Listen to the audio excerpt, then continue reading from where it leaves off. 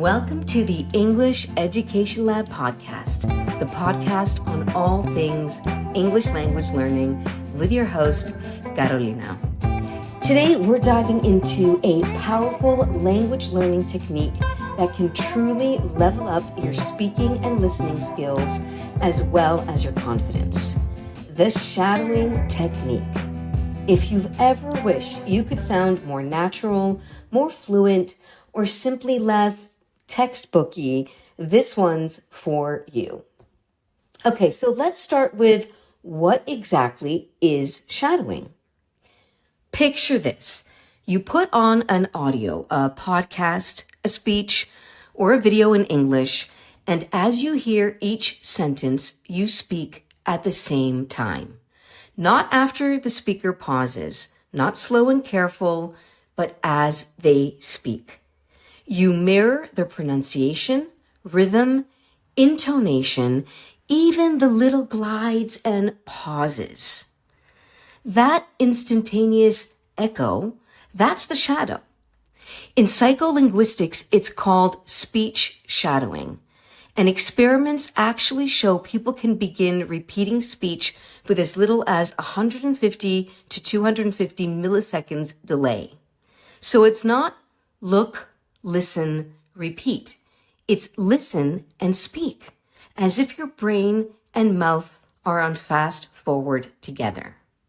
Now, why does that matter? Because real life English, or any language for that matter, isn't delivered in neat line-by-line pauses. Natives blend words, drop sounds, speed through sentences as well. And shadowing helps your brain and mouth get comfortable with real, natural, native speed speech.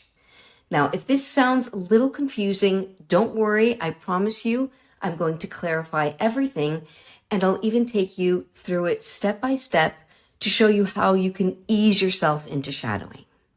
Here's what shadowing can do for your English, according to research and experienced learners. So, better pronunciation and accent by forcing your mouth to copy every nuance, stress, rhythm, intonation. You actually train the muscles for natural sounding speech. You can also improve your listening comprehension because you learn to catch subtle sound shifts like connected speech, vowel shortening, and assimilation. You start understanding native speakers more easily. It also helps with your fluency and flow. Shadowing makes speaking more automatic. Instead of translating in your head and then speaking, you actually begin to hear and respond more fluidly. You also work on your integrated skills, your listening and speaking, and eventually also vocabulary and grammar skills too. So shadowing isn't only about sounds. Over time, as you use more meaningful content, you internalize vocabulary, sentence structures, and expressions more naturally. And finally, flexibility and convenience. There's no need for a partner, no need for a classroom, or even really a schedule. All you need is audio. Podcasts, movies, videos, audiobooks, whatever you'd like, and optionally a transcript, and just a bit of willingness to shadow. And plus, here's the fun part. Doing shadowing while walking, pacing, or even doing chores injects a little fun into your study sessions. Now, how do you shadow effectively? So let's just say, all right, I'm convinced, awesome, but how do I actually do it so it really works and makes a difference? Here's a step-by-step method that many teachers, learners, and researchers recommend. So step number 1 is choose the right audio. Pick something that's neither too simple nor too advanced. Ideally at or slightly above your current level. TED Talks, podcasts, news clips, or audiobooks actually work brilliantly, especially if they come with transcripts.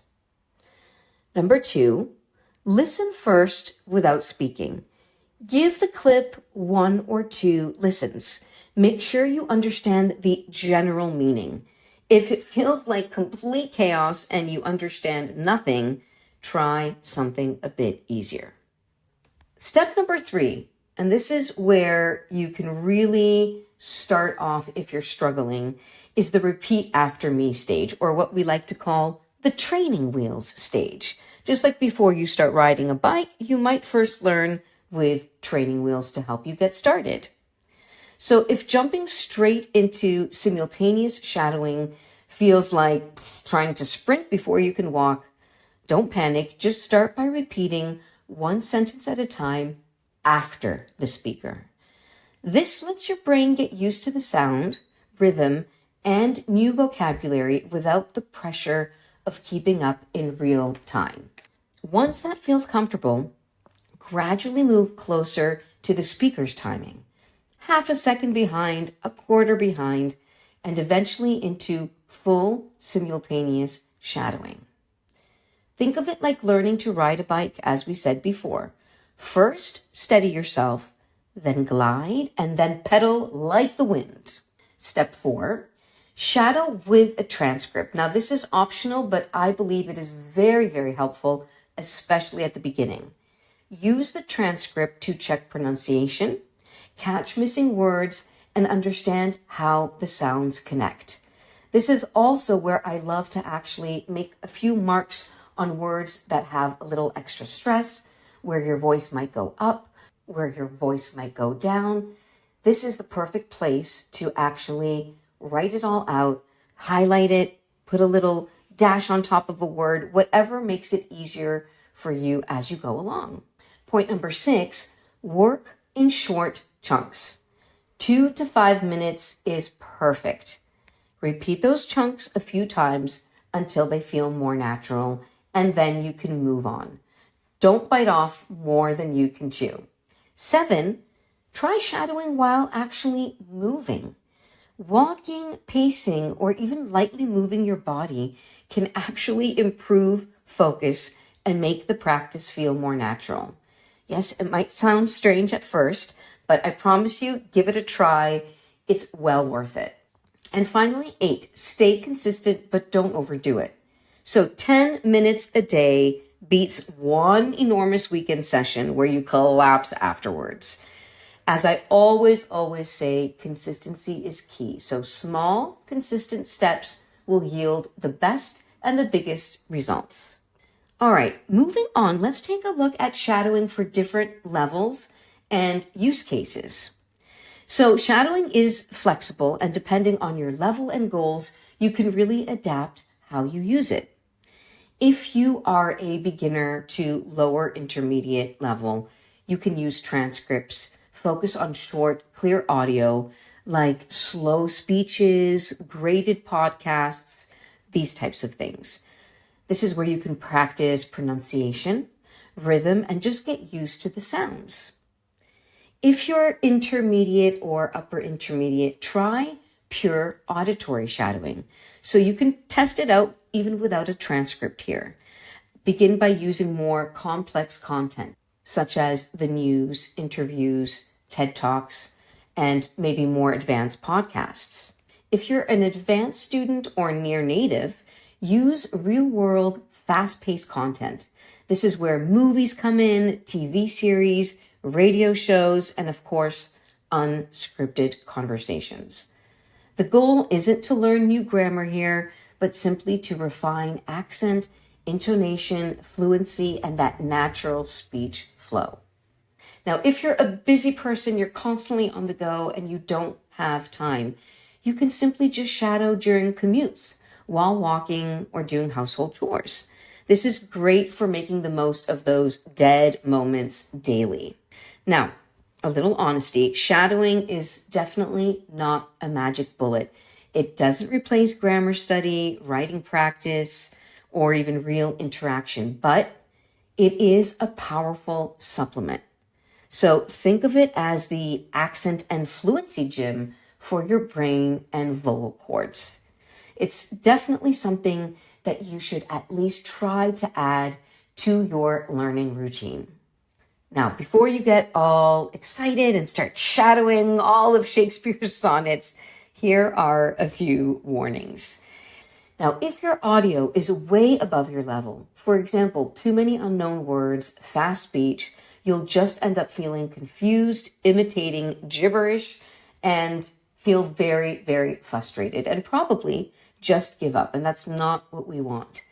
So start with manageable content. Another issue or pitfall is shadowing that becomes mechanical, like parroting, just repeating. If you just mimic sounds without understanding meaning, you may build muscle memory, but you're not actually building communicative competence. So always alternate with comprehension, transcripts, reading, vocabulary checks.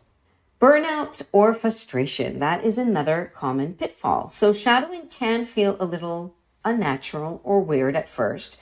It might make you feel a little self-conscious or silly, and that is okay. That's normal. Again, just keep sessions short and sweet and consistent, and make sure that you've got the right level. That will go a long way towards avoiding burnout and frustration. And of course, another pitfall is neglecting other skills. Shadowing is great, but don't just abandon everything else, like grammar, writing, real conversation. Use it as part of a balanced learning plan. Now, a few recommendations. If I were you, or I were advising a listener, here's what I do to kick off shadowing right now. Pick a short podcast episode, roughly 2 to 3 minutes, maybe something from a show you already like. Listen once to get meaning. Look up unknown words. Then play it again with the transcript and shadow along. Speak with it. The next day, you can replay the same clip. This time, try to shadow without the transcript and try walking while you do it. Do this consistently, 10, 15, 20 minutes max per day for a week. And then review. Can you catch more of what's being said? Do you feel you sound more natural? If yes, pick a slightly longer or more challenging clip next week. Again, you only need 2 to 3 minutes from a podcast or 2 to 3 minutes from a show, from a newscast, just a small clip. And another great tip here is record yourself. Record yourself on day 1 and record yourself at the end of the week. And that way you'll have a much better understanding of whether or not you've improved, where you've improved, what you could focus on a little bit more next time. Now, there you have it, the shadowing technique, your little secret superpower for sounding more like a native English speaker.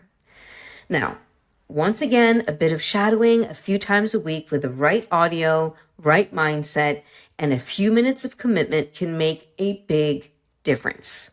So if you've ever wanted to move from textbook English to real natural sounding English, shadowing is the gym.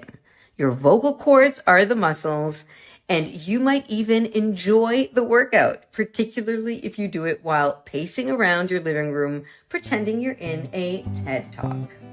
Now that's it for today's episode of the English Education Lab podcast. I hope you found this episode useful. And if you are looking for a way to fast track your English learning and you want a little bit of one-on-one training, please feel free to book your free 20-minute try lesson with me, whereby we will discuss your specific language learning needs and goals, and we will together create a curriculum for us to follow and to help you reach the next level. In the meantime, my friends, keep learning, have a beautiful day or evening, and I'll see you again on the next episode of the English Education Lab podcast.